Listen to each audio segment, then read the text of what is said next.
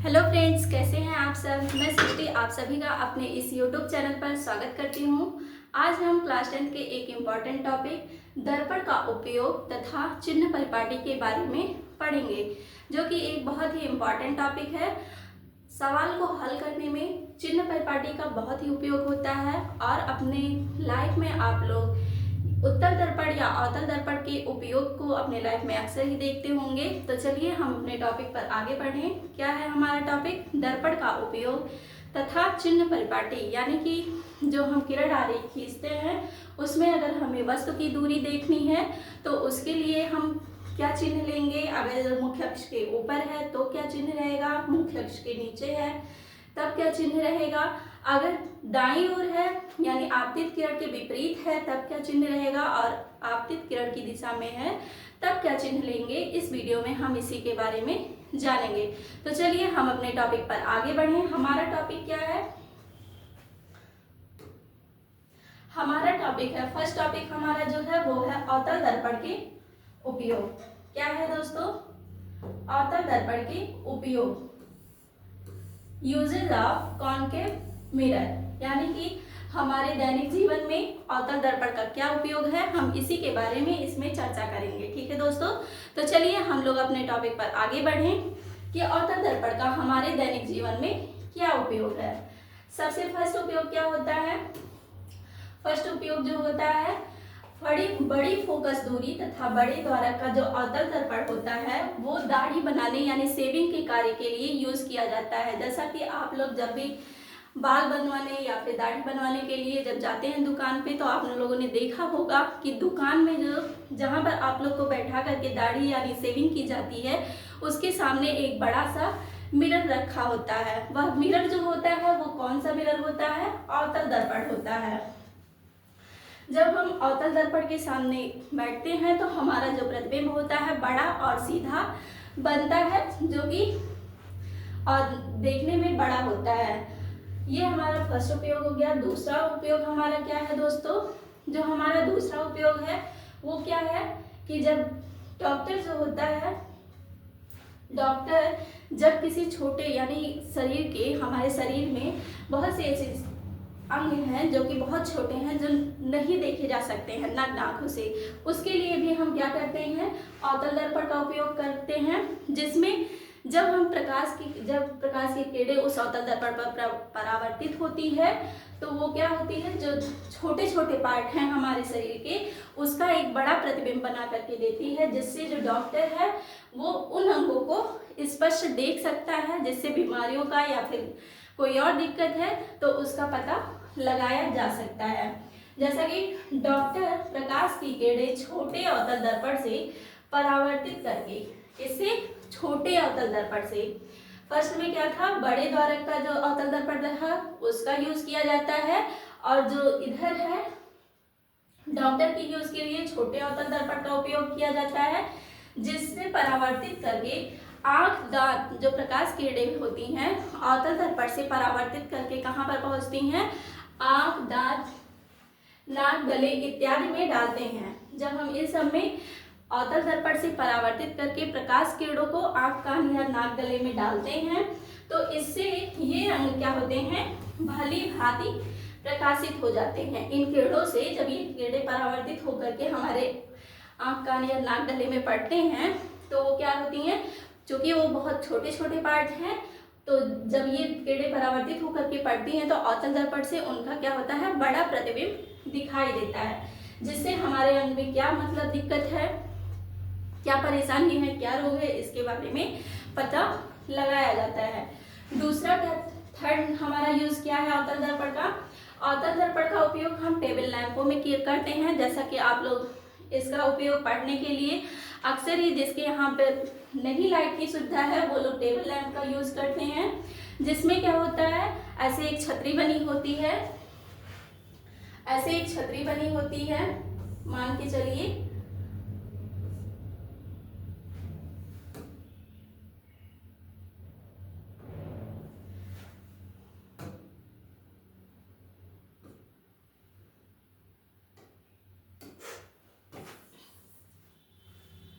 ऐसे क्या बनी होती है, एक छतरी बनी होती है,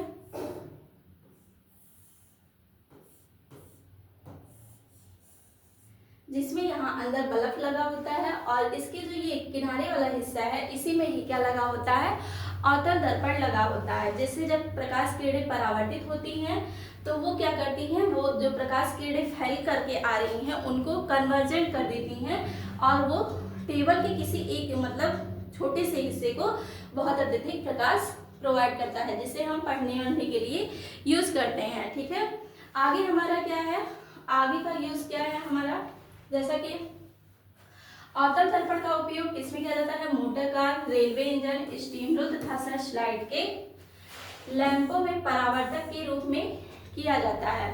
यानी कि जैसा कि आप लोग को पता होगा कि अवतल दर्पण का उपयोग जो होता है मोटर कार, रेलवे इंजन, चूंकि इंजन जो होता है वो ऐसा होता है कि छोटा पार्ट है और उसको मतलब देखने के लिए, उसके अंदर के पार्ट को देखने के लिए हमें उसका बड़ा प्रतिबिंब बनना आवश्यक है, नहीं तो हमें हर चीज उसमें स्पष्ट नहीं दिखाई देगी। इसलिए भी हम किसका उपयोग करते हैं, अवतल दर्पण का उपयोग किया जाता है।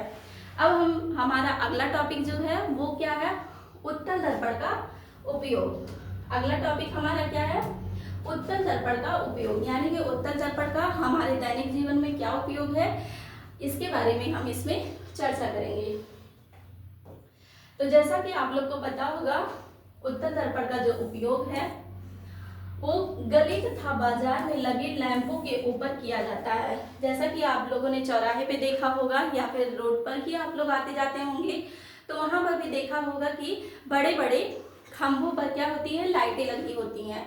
उसमें जो होता है उसके लैंपों पे क्या लगाया जाता है, उत्तल दर्पण का प्रयोग किया जाता है, जिससे जो प्रकाश की किरण छोटी मात्रा में आ रही है वो उत्तल दर्पण से परावर्तित होकर के एक बहुत बड़े हिस्से को प्रकाशित करती है। वही इसमें भी कहा गया है उत्तल दर्पण का उपयोग गली तथा बाजारों में लगे लैंपों के ऊपर किया जाता है। जो गली तथा बाजार या चौराहे पे मार्केट में जो भी लैंप लगे होते हैं उसी में हम किसका उपयोग करते हैं, उत्तल दर्पण का उपयोग किया जाता है। लैंपों का जो प्रकाश होता है उत्तल दर्पण से परावर्तित होने के पश्चात अपसारी किरण पुंज यानी डाइवर्जेंट बीम के रूप में चलता है।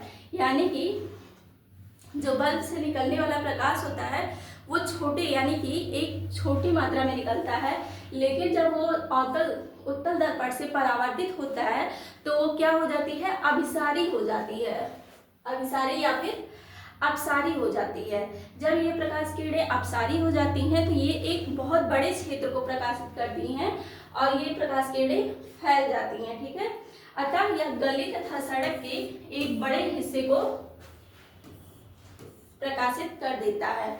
यानी कि जब प्रकाश किरणें उत्तल दर्पण से परावर्तित होकर के चलती हैं तो वो जो किरणें होती हैं जो छोटी मात्रा में आ रही थी वो क्या हो जाती हैं, फैल जाती हैं और हमारे गली या फिर जहाँ भी इसको यूज किया जाएगा वहाँ के एक बड़े क्षेत्र को क्या कर देगी, प्रकाशित कर देगी। नेक्स्ट हमारा यूज क्या है उत्तल दर्पण का, नेक्स्ट जो यूज है हमारा उत्तल दर्पण का वो किस में होता है, मोटर कार में ड्राइवर की सीट के पास लगा होता है। आप लोगों ने अक्सर ही देखा होगा, आप लोग ड्राइविंग भी करते होंगे, कुछ लोग नहीं भी करते होंगे, लेकिन वो लोग सवारी किए होंगे तो देखे होंगे जो ड्राइवर की सीट के पास लगा होता है वो जो होता है क्या होता है, उत्तल दर्पण होता है। ठीक है, इसमें क्या होता है, ड्राइवर को पीछे से आने वाली जो मतलब गाड़ियां होती हैं उनके बारे में उनको दिखता है उस दर्पण में। ठीक है, उस दर्पण में वो जो पीछे से आ रही गाड़ियां होती हैं उनका प्रतिबिंब बनता है, जिससे ड्राइवर को पीछे से आने वाली सभी वस्तुओं का ज्ञान होता रहता है। ठीक है, ये जो प्रतिबिंब होता है आकार में छोटे तथा सीधे होते हैं। जैसा कि आप लोग को पता होगा उत्तल दर्पण में हमारा जो भी प्रतिबिंब बनता है वो कैसा होता है, सीधा होता है और वस्तु से क्या होता है, छोटा होता है। तो वही चीज यहाँ भी कहा गया है, ये जो प्रतिबिंब है वो आकार में क्या होते हैं, छोटे तथा सीधे होते हैं। कैसे होते हैं, छोटे तथा सीधे होते हैं। इसी काम के लिए यानी कि जो मोटर कार या फिर और बड़े वाहनों में जो ये उत्तल दर्पण का उपयोग होता है, इसके स्थान पे कुछ जगहों पे कुछ लोग समतल दर्पण का भी उपयोग करते हैं, लेकिन इसका एक हानि यह होता है समतल दर्पण का उपयोग करने का कि ये जो होता है एक छोटे भाग को छोटे भाग को क्या करता है, कवर करता है, छोटे भाग का जो होता है प्रतिबिंब बनाता है। और जो उत्तल दर्पण होता है वह एक बड़े भाग से आने वाले जो भी प्रकाश की किरणें होती हैं, जो भी वस्तुएं आ रही हैं, उसका प्रतिबिंब क्या करता है, उसमें बना देता है। वही इसमें भी कहा गया है। इसी काम के लिए किसका उपयोग किया जाता है, समतल दर्पण का उपयोग किया जा सकता है। परंतु क्या होता है, उत्तल दर्पण का जो लाभ यह है, उत्तल दर्पण का लाभ क्या होता है, इसके द्वारा बहुत बड़े क्षेत्रफल में फैली हुई वस्तुओं के क्या होते हैं, प्रतिबिंब देखे जा सकते हैं। उत्तल दर्पण का जो दृष्टि क्षेत्र होता है वो समतल दर्पण की अपेक्षा क्या होता है, अधिक होता है, क्योंकि उत्तल दर्पण जो होता है उसका जो दृष्टि क्षेत्र है वो समतल दर्पण की अपेक्षा अधिक है। चलिए अब हम आगे अपने टॉपिक पर चलते हैं। हमारा अगला टॉपिक क्या है, चिन्ह परिपाटी, जो कि जब हम सवाल मतलब लगाएंगे इस चैप्टर का तो उसमें अधिकतर यूज होता है। तो चलिए हम अपने अगले टॉपिक पर बढ़ते हैं। अगला टॉपिक हमारा क्या है दोस्तों, चिन्ह परिपाटी। यानी कि हम जो हमारे पास कोई भी दर्पण, मान लीजिए उत्तल दर्पण या अवतल दर्पण जो भी है, उसका अगर जो हमको प्रकाश में दर्पण के बल लेंसों की फोकस दूरियां, यानी कि अगर हमको फोकस दूरी ज्ञात करनी है, वस्तुओं तथा प्रतिबिंबों की स्थितियां, यानी वस्तु तथा प्रतिबिंब की स्थिति को ज्ञात करने के लिए या फिर उनका आकार ज्ञात करने के लिए, जो आकार को इत्यादि को व्यक्त करने के लिए क्या यूज किया जाता है, निर्देशांक ज्यामिति की एक चिन्ह परिपाटी यूज की जाती है। क्योंकि आप लोग को ये भी डाउट हो रहा होगा कि यही परिपाटी क्यों यूज की जाती है, क्योंकि ये जो परिपाटी है ये बहुत अच्छी थी और सरल भी थी, इसको हर किसी को अच्छे से समझ में आ रहा था, इसलिए इस परिपाटी को अपनाया गया था। और ये जो था वो बहुत अच्छे से डिस्क्राइब कर दे रहा था जो भी हमारे दूरियां ली जाती हैं उसको, इसी वजह से हम जो अपनाया गया था यही परिपाटी अपनाई गई थी। तो इस परिपाटी के अनुसार जो होता है, फर्स्ट हमारा क्या होता है, दर्पण पर प्रकाश किरणें जो होती हैं सदैव बाईं ओर से डाली जाती हैं। जैसा कि आप लोग को पहले ही जब हमने प्रतिबिंब बनाने के बारे में बताया था अपने पिछले वीडियो में, उसमें बताया, जिस आप लोगों ने देखा होगा कि जो भी प्रकाश किरणें पड़ी होंगी वो किधर से डाली गई थी, वो हमेशा ही किधर से डाली गई थी, बाईं साइड से। ठीक है, वही इसमें कह रहा है दर्पण पर प्रकाश किरणें जो होती हैं सदैव किस साइड से पड़ती हैं, बाईं साइड से डाली जाती हैं। दूसरा क्या है, दूसरा जो होता है हमारा, समस्त दूरियां, जो भी हम दूरी नापेंगे, अवतल दर्पण या उत्तल दर्पण, समतल दर्पण, कोई भी दर्पण हो, उसमें जो भी हम दूरी नापेंगे वो कहाँ से नापेंगे, दर्पण के ध्रुव से मुख्य अक्ष के साथ नापी जाती है। किसके साथ नापी जाती है, दर्पण के ध्रुव से मुख्य अक्ष के साथ, ठीक है, उसके साथ नापी जाती हैं। तीसरा हमारा क्या है, वे दूरियां जो आपतित किरण की ही दिशा में नापी जाती हैं। यानी कि इसका कहने का मतलब है, जैसे अगर हमारी किरण इस दिशा में जा रही है तो अगर हम दूरियों को इसी दिशा में नाप रहे हैं तो वो क्या होंगी, धनात्मक चिन्ह के साथ ली जाती हैं। यानी कि जो भी दूरियां आपतित किरण की दिशा में नापी जाती हैं वो क्या होती हैं, धनात्मक चिन्ह के साथ ली जाती हैं। अगला हमारा क्या है, अगला हमारा टॉपिक क्या है कि जो दूरियां इसी में, वे दूरियां जो आपतित किरण की विपरीत दिशा में नापी जाती हैं। किसकी विपरीत दिशा में, आपतित किरण की विपरीत दिशा में नापी जाती हैं, वो कैसी ली जाती हैं, ऋणात्मक चिन्ह के साथ ली जाती हैं। यानी कि अगर हमारी आपतित किरण इस डायरेक्शन में जा रही है और हम दूरियों को इस डायरेक्शन में नाप रहे हैं तो वो क्या हो जाएगा, वो निगेटिव चिन्ह के साथ लिया जाएगा। अगला हमारा क्या है, प्रतिबिंब तथा वस्तु की लंबाइयां। यानी कि अगर हमको प्रतिबिंब या वस्तु की लंबाई को देखना है, अगर वो प्रतिबिंब या फिर वस्तु जो है मुख्य अक्ष के ऊपर है तो उसको हम क्या लेंगे, मुख्य अक्ष के ऊपर की ओर है तो उसको धनात्मक लेंगे, और अगर नीचे की ओर है तो वो कैसे ली जाएगी, ऋणात्मक, यानी कि निगेटिव लिया जाएगा। जैसे होता है ना कि दूरियां जो होती हैं वो कभी ऋणात्मक नहीं होती हैं, लेकिन ये क्या प्रकृति इसकी बता रही है कि वो मुख्य अक्ष के ऊपर है या मुख्य अक्ष के नीचे। ये नहीं बता रहा है कि जो दूरी है वो ऋणात्मक है। दूरी ऋणात्मक नहीं है, वो केवल इतना बता रहा है कि जो भी दूरी, लंबाई या फिर दूरी जो भी है वो अगर मुख्य अक्ष के ऊपर है तो वो कैसी रहेगी, धनात्मक रहेगी, और अगर मुख्य अक्ष के नीचे है तो वो कैसी रहेगी, ऋणात्मक चिन्ह के साथ ली जाएगी। इन नियमों के अनुसार जो होता है, अब हम ये भी देख लेते हैं कौन से दर्पण की फोकस दूरी या फिर वस्तु का प्रतिबिंब जो होता है वो निगेटिव रहेगा या पॉजिटिव रहेगा, वो भी देख लेते हैं। फर्स्ट क्या है हमारा, एक उत्तल दर्पण की, मतलब इन नियमों को ध्यान में रखते हुए अगर हम देखें तो क्या होता है, उत्तल दर्पण की जो फोकस दूरी होती है वो कैसी होती है, धनात्मक होगी, तथा अवतल दर्पण की जो फोकस दूरी होगी वो कैसी होगी, ऋणात्मक होगी। ठीक है, जैसा कि आप लोग को पता होगा जो उत्तल दर्पण का फोकस होता है वो कैसा होता है, दर्पण के पीछे होता है, और जो अवतल दर्पण का जो फोकस होता है वो किधर होता है, दर्पण के आगे होता है। क्योंकि जब हम दूरियों को नापते हैं तो हम जब उत्तल दर्पण में नापते हैं तो हम किसकी साइड नापते हैं, आपतित किरण की दिशा में नापते हैं, जिससे ये जो दूरी होगी इसकी फोकस दूरी वो धनात्मक होगी, और अवतल दर्पण में आपतित किरण के विपरीत दिशा में नापते हैं तो उसकी दूरी जो होगी क्या होगी, ऋणात्मक चिन्ह के साथ ली जाएगी। जो अवतल दर्पण की फोकस दूरी होगी वो किस किस किस चिन्ह के साथ ली जाएगी, वो ऋणात्मक चिन्ह के साथ ली जाएगी। दूसरा हमारा क्या है, दूसरा हमारा होता है दोस्तों सीधे प्रतिबिंबों के लिए। कैसे प्रतिबिंब होने चाहिए, सीधे प्रतिबिंबों के लिए जो होता है आवर्धन धनात्मक होता है, तथा उल्टे प्रतिबिंबों के लिए क्या होता है, आवर्धन ऋणात्मक होता है। यानी कि अगर प्रतिबिंब जो है वो सीधा है तो उसका जो आवर्धन होगा वो धनात्मक होगा, और अगर प्रतिबिंब उल्टा है तो उसका जो आवर्धन होगा वो ऋणात्मक होगा। ठीक है, चलिए हम इसको एक बार चिन्ह फिगर से भी देख लेते हैं।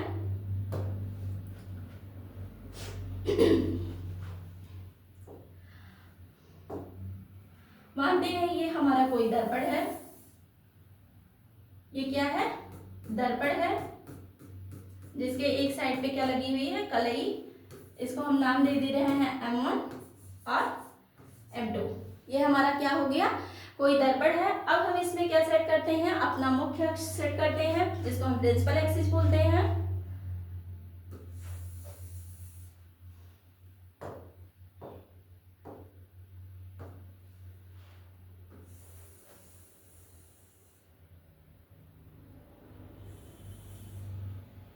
ये हमारा क्या हो गया, प्रिंसिपल एक्सिस हो गया। अब हम ये देख लेते हैं, मान रहे हैं ये हमारा कोई फोकस है, ये हमारा क्या है, फोकस हो गया इस पे, और इसे मान ले रहे हैं क्या है, ये वक्रता केंद्र हो गया। ऐसे इधर भी देख लेते हैं, ये मान रहे हैं हमारा फोकस है, और ये क्या है, वक्रता केंद्र C है। ठीक है, अब एक बात ये देख लीजिए, जैसा कि आप लोग को बताया गया है, अगर वस्तु जो होता है मुख्य अक्ष के ऊपर है,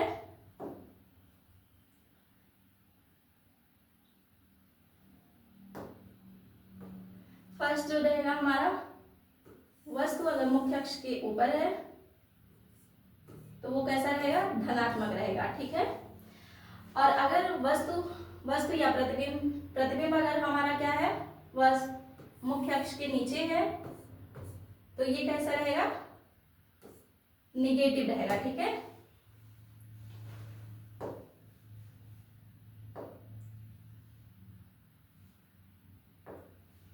ये कैसा हो जाएगा, निगेटिव हो जाएगा। और अगर हम आपतित किरण की दिशा में दूरियों को नापते हैं, ठीक है, अगर हम आपतित किरण की दिशा में हम दूरियों को नाप रहे हैं, जैसे कि हमारी आपतित किरण की दिशा यही होती है। ठीक है, अगर हम इस दिशा में अपनी दूरी को नाप रहे हैं तो ये कैसा होगा, पॉजिटिव होगा।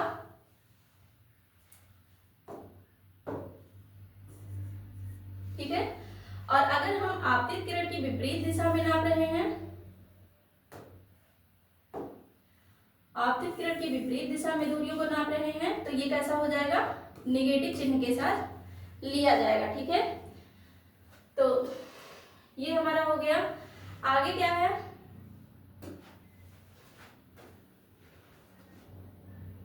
जो हमारी दूरियां नापी जाती हैं वो कहाँ कहाँ से नापी जाती हैं, तो जैसा कि आप लोग को पहले ही बता दिया गया है, जो हमारी दूरियां होंगी वो दर्पण के ध्रुव, कहाँ से, दर्पण के ध्रुव से मुख्य अक्ष के समांतर नापी जाती हैं, चाहे वो लेफ्ट साइड आप नापिए या फिर राइट साइड। अगर आप लेफ्ट साइड में नाप रहे हैं तो वो कैसा रहेगा, ऋणात्मक रहेगा, और अगर आप राइट साइड में नाप रहे हैं तो वो कैसा रहेगा, धनात्मक रहेगा। तो दोस्तों यही था हमारा जो चिन्ह परिपाटी का नियम था, वही इसमें बताया गया है, जैसा कि हमने आपको पहले ही बता दिया है। आशा करती हूँ आप लोग को ये टॉपिक समझ में आया होगा।